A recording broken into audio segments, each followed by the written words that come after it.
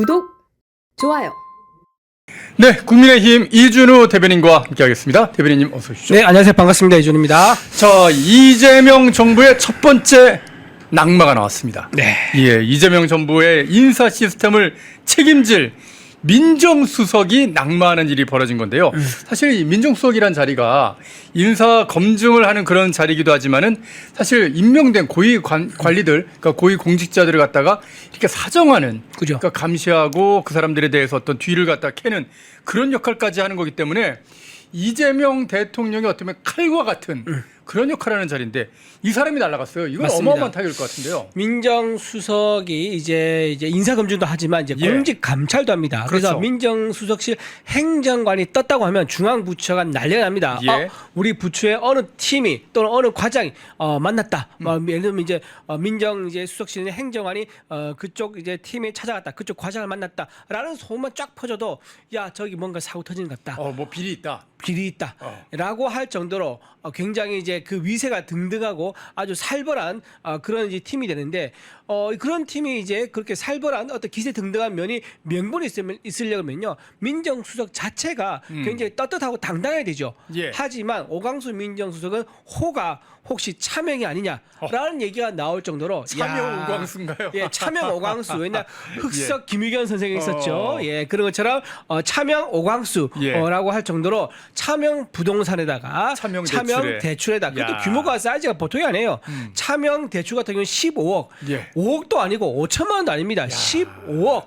야, 그때 부장검사 시절이었다 그러더라고요. 그러면서 이거는 부장검사 시절에 다른 사람의 명예를 빌려서 돈을 빌릴 정도라면 이거는 재산 은닉 목적이 애초에 있었던 거 아니냐. 그런 논란이 지금 나오고 있는 상황입니다. 그런 상황이고 이제 차명 부동산 같은 경우는 이제 본인이 누군가에게 줬었는데 부인이 그걸 소송에 되찾았는데 이것도 웃긴 거예요. 왜냐하면 검사장 시절 되면은 재산을 신고해야 될 시기가 있거든요. 예. 그거를 피하기 위해서 미리 이제 제3자에게 부동산을 맡겼었다가 그 이제 본인이 퇴직을 합니다. 검찰에서 물러나요. 퇴직했는데 달라고 했는데 그거 안 줬는가 봐. 그랬더니 부인이 소송을 하고 되찾았던 거예요. 예. 자, 보십시오. 검사 재직 시절 그리고 재직 시절에는 신고하지 않고 가지고 있다가 그러니까 이건 뭐죠? 부동산 실명법 위반이죠. 예. 동시에 공직자 윤리법 위반이죠. 그런 상태에서 퇴직하고 나서 그걸 되찾으려고 했는데 되찾지 못했다. 그러면서 재판이 있었는데 그 재판 도중에 이런 말이 나와요.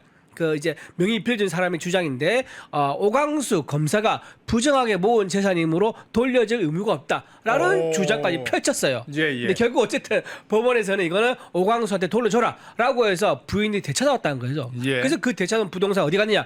자녀들한테 증여가 됐다고 합니다. 자, 이런 식으로 본인이 뭔가 떳떳하지 않은 부동산이기 때문에 이렇게 명의를 빌렸을 것이다.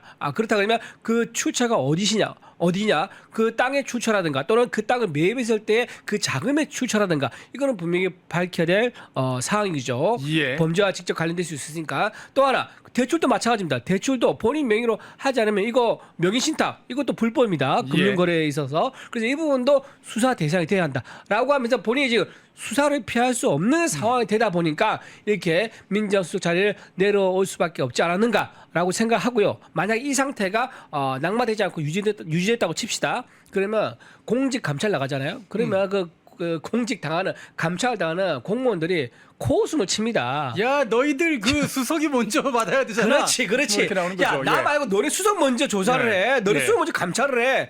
라고 하면 민정실에 있는 행정관들, 선임행정들 전부 다 아무도 일을 못하죠. 영이 안 서지 않는 거죠. 그렇기 때문에 아마 이런 문제 또 있어서 스스로 내려오지 않는가 싶은데 내려온 거는 내려온 거고요. 또 본인이 수사받은 건 수사받아야 됩니다. 내려왔다고 해서 덮고 지나갈 것이 아니라 부수당 실명법 위반, 그다음에 공직윤리법 위반, 그다음에 금융실명제법 위반 이거 예. 전부 다 해서 수사를 철저히 받아서 진실을 밝힐 필요가 있다 말씀드립니다. 근데 이 모든 사건이 어디서 터져 나왔냐? 바로 경향신문의 단독 보도에서부터 시작이 됐습니다. 네. 경향신문에서 콕 집어서 오광수 민정수석의 부동산 차명관리 전력 이걸 보도하더니만 경향신문이 아주 집중적으로 끝까지 물고 늘어져서 결국에는 낙마를 시켜버린 거예요. 네. 아니 경향신문은 좌파잖아요. 그렇죠. 좌파 성향이지 않습니까? 좌파 매체죠. 예. 저런 내용이 좌파 매체에서 보도했다는 것은요. 좌파 매체가 스스로 취재했다 보기 어려워요. 어허. 사실은 이건 좌파 매체에 제보가 들어왔다. 그리고 제보를 검증해 보니까 사실이라고 믿을만하다라고 해서 단독 기사. 일단은 이제 신문 어떤 언론이든 간에 조회수가 많이 나오고 단독이 많이 나오면은 회사 경영에 크게 도움이 되죠. 예. 아마 그래서 확실한 정보이기 때문에 경향이 단독 보도하지 않았을까 싶고요. 그렇다 그러면은 이거는 제보자와 경향신문 사이에 특수한 믿음이 전제돼야지만 저희가 할 수 있는 거예요. 왜냐하면 저 매체보다 더 파워풀한 매체가 있죠.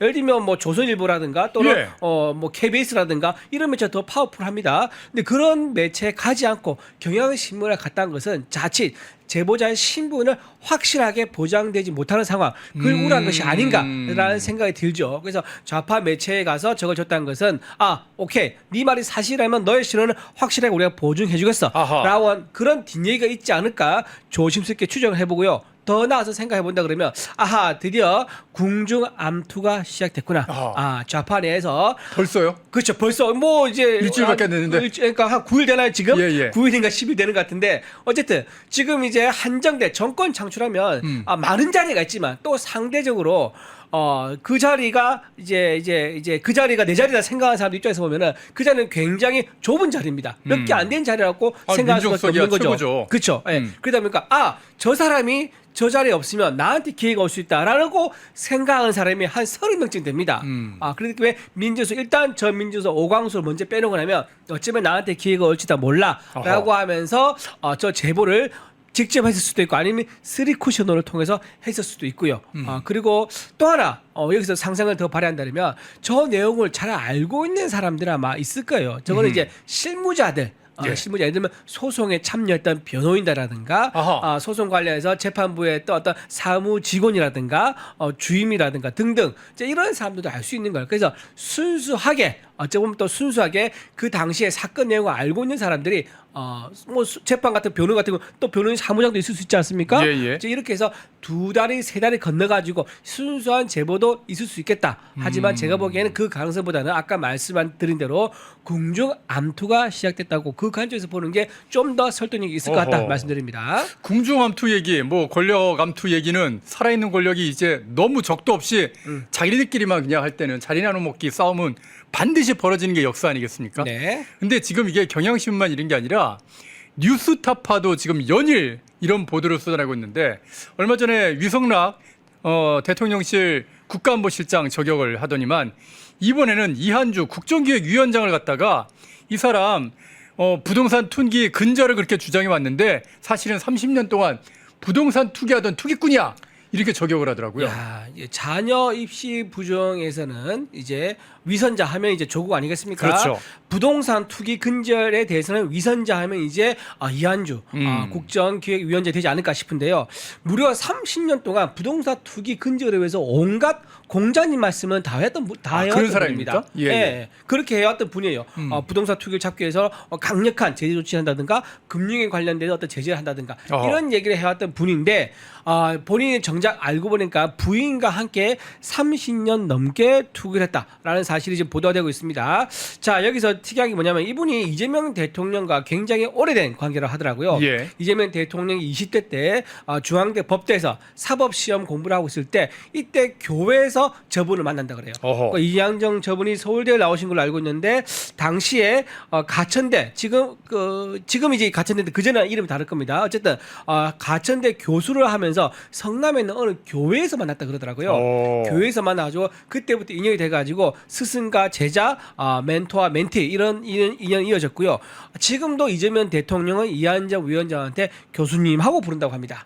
교수님하고 부르고 자 2018년에 이재명 대통령이 경기도지사가 됩니다. 그때 경기연구원장으로 이제 임명을 합니다.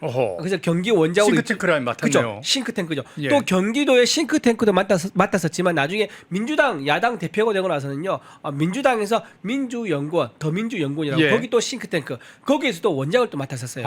그러니까 정책 개발하고 그다음에 선거 전략을 짜고 이런 것들을 전부 다 이한정 불에 의해서 나왔다라고 볼 수 있는 거고 가장 대표적인 이제 전략 또 공략을 할 수 있는 게 바로 전 국민에게 사람에게 돈을 나눠주는 기본소득이라는 개념을 처음으로 설계하고 기획한 사람이 바로 저 이한주 국정기획위원장입니다. 핵심 브레인이고 어떻게 보면 정책을 만들어내는 그런 사람이라고 할 수 있는데 네. 야 이런 사람이 앞에 말하던 것과 실제로 뒤가 완전히 구린 그런 인물이었다는 근데 건데요. 사실 저분이 새로운 내용 아니에요. 이 부동산 얘기가. 왜냐하면 2021년 9월에 한번 네. 얘기 나왔었습니다. 어허. 2021년 9월 23일 문화일보에서 처음으로 저분이 부동산이 너무 많다라고 예. 보도를 한번 한 적이 있어요. 예. 그때 바로 자리에서 내려왔습니다. 어떤 자리냐? 대선 캠프에서 정책본부장을 하고 있었거든요. 예. 이재명 대통령이 처음으로 대선 출마했을 때 그때 그 대선 캠프에서 내려온 적이 있었습니다. 그래서 내려왔었는데 지금 잘 생각해보면 퍼즐이 좀 맞춰지는 게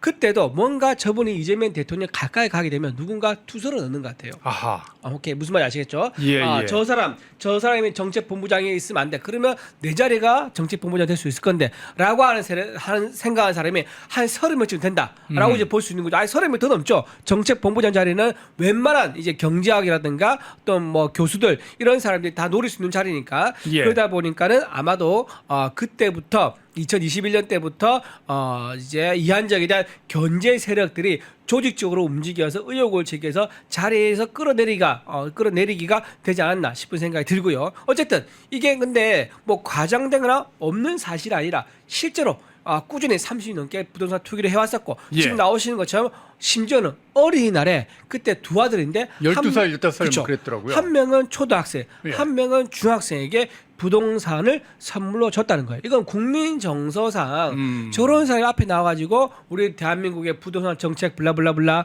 대한민국 기본소득 블라블라블라라고 하는 게 말이 되겠습니까? 예, 예. 지금 아마 전체 재산이 얼마인지 모르겠지만 제가 보기에는 100억 정도 된다 해도 저는 아마 30년 동안 부동산 투기해서 계속 굴렸으면 그렇게 될 수 있겠네라고 납득이 갈 정도예요. 그래서 저분이 이번 기회에 총 재산이 부동산 재산 얼마인가 이것도 한번 검증할 수 있는 기회가 오면 좋겠다라고 생각하고요. 지금 보면 여러 가지 있는데 그중에서 가장 대표적인 것이 이제 강남구 청담동에 있는 삼익 아파트를 산 적이 있대요. 근데 이게 지금 재개발 들어갔는데 이게 이름이 멋지게 바뀝니다. 청담 르엘. 이름부터가 다르죠. 예. 고급지지 않습니까? 청담 르엘이 올해 완공될 예정이라 합니다. 자, 이것도 지금 있고요. 또 하나 이제 이한주 위원장의 부부가 또 공동으로 가지겠습니다. 영등포 재개발 구역에 땅하고 상가를 매입했어요. 상가를 매입했는데 여기서 이제 이것도 이제 영등포동 5가에 있는 주상복합 이제 상가인데 이게 또 재개발돼요. 이게 재개발돼 가지고 이름도 이것도 멋있어요. 뭐냐? 대우 영등포 서밋 드CL 이라는 이름 요즘에 이렇게 지어야지. 뭐 요즘 뭐 L자 이런 거 르엘 들어가는군요. CL 뭐 이런 게 예. 들어가야지 좀 고급진가 봅니다. 그래서 네. 거기도 재개발돼요. 이름부터 들어보면 야 이거 고급지지 않습니까? 분명히 상당한 시세 차익을 봤을 거다 생각이 들고요. 또 이제 2009년 9월이죠. 이 원장의 배우자 박모 씨입니다. 그분이 또 영등포구의 재개발 구역 내에 있는 남서울 상가라는 또 상가를 매입을 했다고 합니다. 여기서는요 매달 수백만 원의 임대 수익이 나온다고 합니다. 그러니까 이렇게 부동산을 통해서 상가에서 매달 임대 수익을 받고 또 재개발 예정지에 투자해가지고 아까 말한 무슨 CL 또는 르엘 완전 전문가인데요. 이거 전문가 수준이에요. 본인이 그냥 어디서 듣고 했다기보다는 30년 동안 꾸준히 해왔다 그래서 거의 실패가 없는 것 같아요. 그렇다고 해서 굉장히 깊이 부동산 기획자라든가 관련된 분한테 정보를 얻고 투자한 게 아니겠는가라는 생각이 들고 그래서 이분이 이재명 대표랑 친하다는 게 좀 여러 가지 의미가 있는 게 그럼 이재명 대통령도 저분과 관련된 부동산 재테크라든가 이런 재산 분석에 대한 노하우를 같이 공유를 했을 가능성이 상당히 많아요. 어떤 뭐 개발, 재개발 뭐 이런 거는 완전히 뭐 사실 대장동인 사업이나 백현동 사업도 그렇죠. 일종의 그렇죠. 재개발 재건축 그렇죠. 당연히 중요한 걸 되지 제가 않습니까? 말씀드릴게요. 여기서 더 확장을 시켜서 상상을 발휘하지 않습니까? 그러면 배소연 씨와 김현재 씨의 재산 증축도 좀 이해가 되는 거예요. 배소연 씨가 사실 직업이라는 것은 하급 공무원 직업 전체 다 해봤자 받은 연봉을 성남시와 경기도 전체 다 해봤자 배소연 씨가 받은 게 몇 억도 안 돼요. 예. 근데 현재 얼마죠? 재산이? 부동산 80억 재산이? 정도쯤 된다고 그러죠. 80억이 됩니다. 예. 그래서 이거는 전문가의 코치가 있든가 아니면 확정적인 정보를 얻었든가 그런 거 아니면 설명이 불가능할 뿐만 아니라 이 시드머니가 어디선가 흘러 들어왔기 때문에 이게 가능했다라고 볼 수 있는 거죠. 그리고 또 김현지 보좌관도 있어요. 예. 김현지 보좌관이 이번에 이제 총무비서관 총무비서가 간다고 됐죠. 그러니까 그러더라고요. 예. 이제 대통령실에 있는 이제 곳간에 이제 열쇠를 쥐고 있는 건데 예. 총무비서관 되면요, 그 2급 이하 행정관들 전부 다 인사를 총무비서관 최종적으로 실무를 거치게 맞습니다. 됩니다. 예. 예. 그런 자이기 때문에 곳간 열쇠를 쥐고 있고 2급 이하 행정관이 인사를 한다면서 엄청난 파워를 가지고 있는 거예요. 근데 이분도 재산이 상당히 많다 그러거든요. 이것도 의아한 부분입니다. 그래서 이현지 보좌관이 이재명 김현지요? 김현지 보좌관이 이재명 대통령과 90년대 말 성남시에서 사회운동 쭉 이어졌습니다. 하면서 예. 쭉 이어져 왔기 때문에 예. 이분도 상당히 깊은 관계가 있을 수 있다라는 것까지 제가 상상력을 발휘해서 좀 말씀드려 봅니다. 예. 자, 어떻게 보면 이제 이재명 정부, 이재명 대통령의 칼이라고 할 수 있는 오광수 민정수석 낙마했고요. 그리고 이한주 국정기획위원장, 이 사람은 이재명 대통령의 어떤 정책 브레인인데 이 사람도 이제 낙마 위기에 지금 처해 있는 그런 상황인데 지금 또 한 명 있죠. 네. 또 한 명 낙마 위기에 처해 있는 사람이 바로 이재명 대통령의 내각을 이끌어갈 국무총리, 바로 김민석 국무총리가 지금 또 엄청난 구설수에 휘말리면서 뭐 한두 건이 아니더라고요. 그러면서 그렇죠. 지금 낙마 위기에 처했다면서요? 네, 맞습니다. 김민석 이제 국무총리가 본인이 추징금이 상당했죠. 2002년에 모 대그룹의 회장으로부터 직접 뭐 2억을 SK라고 하셔도 됩니다. 그렇죠. SK의 S 다 알고 회장으로부터 있는데요. 예, 예. SK의 S 회장으로부터 직접 2억을 받아가지고요. 유죄 확정이 됩니다. 그래서 2억의 추징금을 예. 이제 선고받았었죠. 그리고 2007년과 2008년 대선과 총선에 관련돼 가지고 또 지인으로부터 총 7억 2천만 받았어요. 예. 그러니까 이렇게 불법 정치 자금으로 확정돼 가지고 선고된 추징금만 해도 9억이 넘습니다. 예. 9억 2천만이 되죠. 자, 근데 이 9억 2천만이 부분 중에서 상당수가 14년 동안 이게 그 납입이 안 됩니다. 예. 그러니까 안 내고 버텼던 거예요. 근데 어느 날 갑자기 김민석 이제 의원이 공천을 받으면서 일시에 납입을 합니다. 그래서 예. 그러면 그 돈이 어디서 왔겠느냐? 그러니까요. 아니 본인 이번에 고위공직자 재산 신고하는데 보니까 2억밖에 안 됩니다. 2억밖에 안 돼. 예. 그래 본인이 2억밖에 안 되는데 더 이제 의아한 건 뭐냐? 아들이 굉장히 비싼 학교를 다녔었어요. 예, 나 미국에서. 이것도 예. 이제 문다희랑 비슷한 생각이 드는데 문다희 씨가 태국에 갔는데 문다희 씨 부부가 둘 다 직장이 없었거든요. 예. 소득이 없었습니다. 그리고 문다희 씨 남편은 태국에 있는 타이스타에 다녔지만 출근 안 하면서 급여를 받아갔었죠. 그래서 문제가 되고 있는 건데 그거에도 불구하고 어쨌든 국제학교에서 상당히 비싼 학교를 다녀서 논란이 예. 됐었단 말이에요. 그래서 그 받은 월급으로는 부족할 건데 도대체 소득이 어디서 나왔느냐 이런 얘기 나왔었는데 김민석 의원도 마찬가지예요. 김민석이 과거에 직장 생활 또는 이제 급여 활동, 소득 활동을 뭐 있는지를 본인이 이번에 증명을 확실하게 해야 됩니다. 인사청문회 때.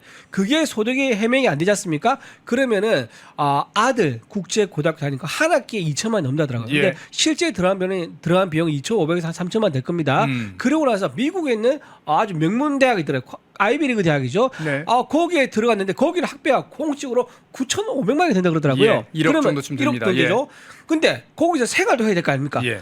그 미국은 땅이 크기 때문에 차가 없으면 안 됩니다. 그래서 네. 차도 사야 되고 본인도 기숙사 생활할 수도 있지만 근처에 뭐 집을 구할 수 있는 거죠. 그리고 생활도 하고 뭐 먹어야 되고 이런 등등의 생활하면 좋게 1년에 1억 5천 원 들어갈 겁니다. 예. 자, 아들 순수하게 소득 없이 순수하게 들어갈 학비만 해도 생활비만 1억 5천이 들 건데 도대체 김민석 의원은 어디서 재산이 나오길래 어디서 소득이 오길래 그 소득이 나오길래 그걸 전부 다 부담할 수 있었고 추징금도 다 냈고 심지어는 이제 차용이라 해서 차용증을 썼는데 1억이 넘는 차용증을 썼죠. 근데 그것도 그 이제 계약한 만기가 다 지났는데 5년째 한 푼도 갚지도 않고 안 갖고 있다가. 그렇죠. 예. 그리고 빌려준 사람도 달라고 요구도 하지 않고 자기도 물어보니까 상한 계획도 안 밝히고 그리고 본인 또 미국에서도 공부도 하고 중국에서도 공부도 하고 도대체 아니 경제활동 무엇을 했길래 그게 다 가능했느냐 무슨 비용으로 이런 너무 의문이 든다 그런 말씀드리고 또 하나 말씀드린 건 너무 이상한 게 2010년도예요. 2010년도에 제 김민석 의원이 경력 보면 칭화대에서 법학을 학위를 받은 게 있거든요. 석사학위를 받았습니다. 예. 법학 석사학위 받았는데 2010 여러분 잘 모르실 거예요. 2010년도에 그때 당시에 김민석 의원이 민주당 최고위원이었었어요. 근데 그때 어디를 간주하십니까? 지방선거 나간다고? 부산시장 선거로 나가요. 맞아요. 그때 나왔던 거 기억나네요. 예. 예. 부산시장 선거 나가는데 어느 정도로 이제 부산시장이 오래 했느냐? 그때 지역구의 영등포 지역위원장을 내려놓고 아예 이사를 갑니다. 부산에. 예, 예. 부산에 이사 가서 거의 몇 달 동안 부산에 선거운동을 해요. 예.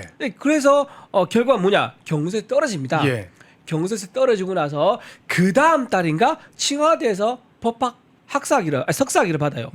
이게 너무 의아한 거예요. 도대체 청와대에서 언제 학교를 다녔고 언제 논문을 썼길래, 논문은 뭐 요즘에 시험으로 대체할 수도 있다 그러지만 예. 어떤 과정을 거쳤길래 학교 관련 제대로 다녔느냐? 선거라는 바쁜 기간, 그리고 그러니까 선거는 엄청나게 바쁘기 때문에 그렇죠. 경선할 때는 틈이 없거든요. 그렇죠. 예. 그리고 또 이제 만약에 그 전에 갔다 그러면 그때 최고위원으로 활동하고 있을 때거든요. 그럼 최고위원 때도 당직자 중에서 가장 바쁜 자리가 최고위원입니다. 예, 예. 그 최고위원 자리에 그러면 중국에서 공부했다는 얘기인가? 그것도 너무 의문투성인 거예요. 그런 상태에서 더 쇼킹한 게 뭔지 아세요? 2010년 10월 달에 대법원에서 아까 말한 그 7억 2천만 원 추징금 있지 않습니까? 그게 또 확정이 됩니다. 그러니까 이게 코미디 같은 거예요. 본인은 항소심에서 7억 2천만 원이 확정이 돼서 대법원에 올라왔고 예. 그런 상태에서 청와대에 가서 중국 법학 석사학위를 공부했다는 거고, 그리고 석사학위가 나오고 나니까 바로 몇 달 뒤에 대법원에서 불법 정치 자금으로 해서 유죄 확정 판결 받았다는 거. 이거 아니, 얼마나 코미디입니까? 보통 사람은 7억이나 자기가 재산이 2억밖에 없는데 7억을 갖다 지금 토해내야 될 그런 상황이면은 어디 유학 뭐 학위를 따고 그럼요. 어디 어디 선거를 선거를 나가고 그런 상황 꿈도 못 꿉니다. 그리고 학위가 또 예. 법학입니다. 법학. 예, 예. 본인이 법을 어겨가지고 지금 징역 가능이 많으니 처음에 이제 징역 구형이 됐었거든요. 예, 예. 근데 징역이 다운돼서 어쨌든 이제 징역까지 안 갔는데 집행유예가 됐을 거예요, 나중에는. 근데 집행유예에 대해서 그렇게 추징금도 많이 되는 상황인 걸 본인도 알았을 건데 정말 뻔뻔하게 법 관련돼 가지고 석사를 따려고 했었다는 거 너무 의아하다. 그리고 또 하나, 그 이후에 나중에 결국은 또 미국의 케네디 스쿨 또 갑니다. 예. 그래서 그것도 희한해요. 그럼 케네디 스쿨이 청와대에서- 먼저고 그 다음에 칭화되긴 합니다. 그래요? 예. 계속 갔다. 그것도 이상하고 그 치와대 가고 또 나중에는 치와대 이후에 아마 루커스 다인가 거기서 예, 아마 로스쿨에서 거기서 이제 최종적으로 또 공부를 또 해요. 자, 이런 식으로 돈이 들어가는 밖에 없었던 그러니까요. 것 같은데 어. 도대체 무슨 돈으로 저렇게 추징금도 완납을 하고 아들을 국제고등학교 보내고 그러니까요. 대학까지 보내는지 너무너무 의문투성이라는 게 너무 많다. 그래서 인사청문회에서 제가 보기에는 이거 잘못해서 또 이재명 대통령이 문재인 전 대통령을 조국을 인사청문회에 밀어붙였다가 나중에 정권이 무리를 시켰지 않습니까? 예. 그런 것처럼 이재명 대통령이 김민석을 무리붙이다가 인사청문회에서 또 이제 제2의 조국 사태처럼 자녀들 관련된 것들 또는 이제 본인의 이제 예를 들면 스폰이라 할 수 있겠죠. 예. 그런 것들 정확하게 해명하지 못한다 그러면 제2의 조국 사태가 와서 정권 초기부터 흔들릴 수가 있을 것이다. 어허. 라고 이제 저는 전망을 해봅니다. 근데 지금 현재 이재명 정부가 출범 초기부터 좀 흔들리고 있는 거, 위기를 겪고 있고 악재가 뻥뻥 터지는 게 국내 문제만이 아닙니다. 해외에서도 지금 악재가 지금 펑펑 터지고 있는데, 오늘 이제 다들 보셨고 뭐 깜짝 놀라셨겠지만은 이스라엘이 이란에 대해서 어떻게 보면 그 핵시설들에서 이제 폭격을 하는 그런 일들이 벌어졌는데, 그런데 이런 상황 속에서 이재명 대통령이 이제 캐나다로 G7 정상회의에 참석하기 위해서 뭐 거기에 뭐 참관 뭐 국이든 무슨 뭐 초청국이든 뭐 그거 중요한 게 아니라 일단 출국을 해야 되지 않습니까? 이렇게 되면은 G7 정상회의에서 이스라엘 폭격 문제 분명히 안 다룰 수가 없게 되거든요. 네네. 그러면 자유진영과 이 독재진영이 분명히 첨예하게 어떤 진영 갈등이 생길 텐데, 이거 이재명 대통령 이때 가서 어떤 스탠스를 취해야 그러니까 될까요? 이 G7 참석이 이재명 대통령한테 외교적 딜레마를 줄 수밖에 없을 겁니다. 어허, 예. 본인은 지금 쉐쉐라고 하는 그 상징적인 단어, 그리고 미군을 점령군이라고 하는 상징적인 단어 때문에 지금 굉장히 본인 스스로가 위기를 자초했고 외교 무대에 서게 되면 딜레마, 이도 예. 저도 못하는 딜레마를 스스로 자초한 상황입니다. 더군다나 이번에 만약 이스라엘에 공격이 없었다 그러면 그냥 가서 참석만 하고 북한 문제 나왔을 때 답변 피하든가 이렇게 넘어갈 수 있었을 건데, 이번 어허. G7에서 공식 안건으로 올라올 가능성이 많습니다. 그렇다면 자유진영 연대를 강조하는 그런 안건이 올라올 건데, 그때 이재명 예. 또 뭐라고 얘기하겠습니까? 어허. 자유민주주의 진영과 함께하겠다. 시장을 우선시하는 번영하고 있는 유럽과 미국과 함께하겠다라고 공식적으로 얘기를 해야 되는 그런 상황에 몰리는데, 지금 중국 시진핑을 의식하고 있는, 그리고 정상 외교 통화에서 시진핑과 가장 오랫동안 통화를 했었어요. 예. 그렇다 그러면 중국의 눈치를 보지 않고 과연 그런 발언을 할 수 있을까? 그 만약 발언을 안 했다. 그러면 또 그 G7 국가에서 역시 이재명 대통령을 믿을 수가 없어. 라고 하면서 제2의 문재인이 될 수 있는 거예요. 그때 문재인 대통령이 뭐랬습니까? 북한은 옹호하는 발언, 예. 북한의 핵 개발은 방어이기 때문에 우리가 인정해주자라는 그런 황당한 얘기를 해가지고 국제사회에서 왕따가 됐지 않습니까? 예.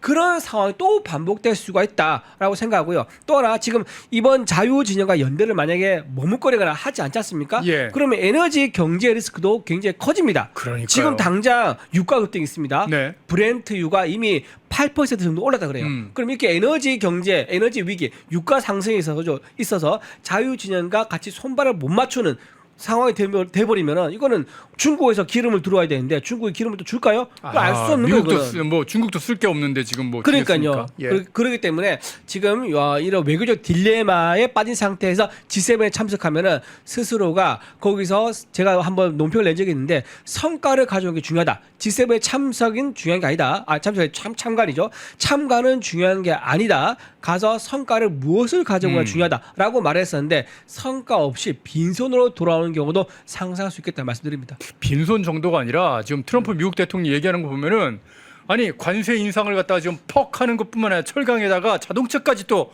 관세를 때리겠다. 지금 그런 얘기 지금 계속하고 있거든요. 네네. 이런 상황이면은 혹대로 갖다가 혹을 완전히 붙여가지고 그리고 그렇죠. 오는 상황이 벌어졌어요. 혹을 때려 갔다가 혹 서너 개 더 붙이고 오는 혹불이 연관될 수도 모르겠다. 아주 우려되는 그런 상황을 좀 말씀드립니다. 예, 야, 참 이런 상황이라서 우원식 국회의장이 아니 트럼프 미국 대통령이 잘못 알고 계신 게 많다, 오해가 많다, 뭐 이런 얘기라는 게 전 되게 심상치 않게 들더라고요. 저거 지금 우원식 의장이 잘못하고 있는 거야. 지금 이재명 대통령이 지금 주인공이 돼야 되는데 예. 우원식 의장이 나서가지고 뭔가 트럼프 관련돼 가지고 제가 뭐 뭔가 묶여 있는 매듭을 풀어보겠다라고 나서는 걸 과연 이재명 대통령이 좋아할까요? 지금 정청래 의원하고 별로 사이가 안 좋다는 얘기 나온 것 중 하나 뭐냐면 예. 정청래 의원이 본인이 뭔가 주도를 해서 뭔가 자꾸 만들려고 하는 거에 대해서 굉장히 이재명 대통령이 불편하다 그러더라고요.